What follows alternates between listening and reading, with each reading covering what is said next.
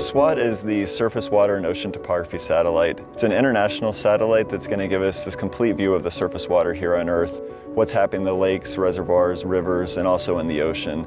It'll tell us about how sea level is rising along coastlines and in the open ocean, and really give us a good understanding of how surface water is moving about the Earth.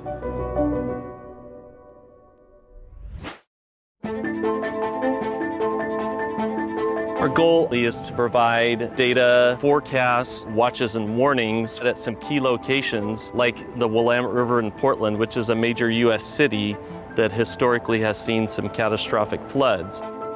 The better quality of the data that we have that feeds into our models, the better the forecasts are going to be, the more time that people will have to protect themselves and their property and ultimately our communities. A tool like SWOT is going to help us with making these really difficult projections and predictions for the future. This is one of many reservoirs here in the Willamette Valley in Oregon. It is a human-made lake. It is a reservoir operated by the Army Corps of Engineers. The water managers here, they use weather prediction, they use hydrologic models, and the hope is that data like SWOT might be incorporated into those predictions to help them better understand this water body's filling and we don't want to overtop the dams, might want to start letting water out really quickly. They have to make a lot of complicated decisions.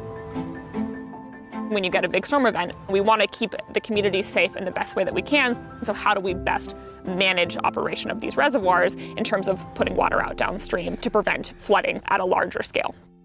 In lots of states, there are, hundreds, thousands of reservoirs, and many of those reservoirs don't have automated gauging available. And so these agencies have to kind of estimate how much water is in them and how that's changing. And with SWOT, they can just monitor that directly from space. For us in Alaska, we have many, many rivers, and only a few of them are measured, or as we say, gauged.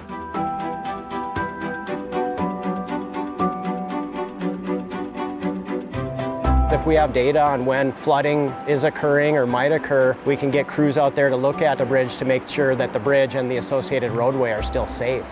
If we can start collecting data on all rivers above a certain size remotely from satellites, it really opens up the amount of rivers that we can help understand what happens when they flood or how they flood. And that really improves our ability to manage our infrastructure and to design new infrastructure.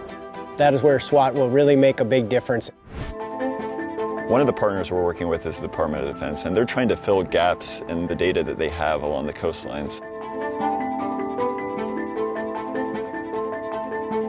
Our military is obviously very concerned about what's happening on global scales, and they have installations across the globe. So SWOT will potentially provide an opportunity to fill in some of those gaps, allow them to make the impact assessments that they need for sea level rise in their facilities. So trying to understand and give them the information they need to plan for and then potentially adapt to these changes is really critically important.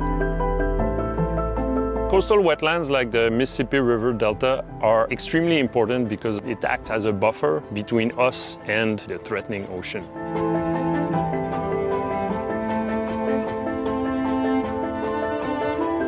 With SWOT, because of its high spatial resolution, we'll be able to resolve water surface elevation right at the coast.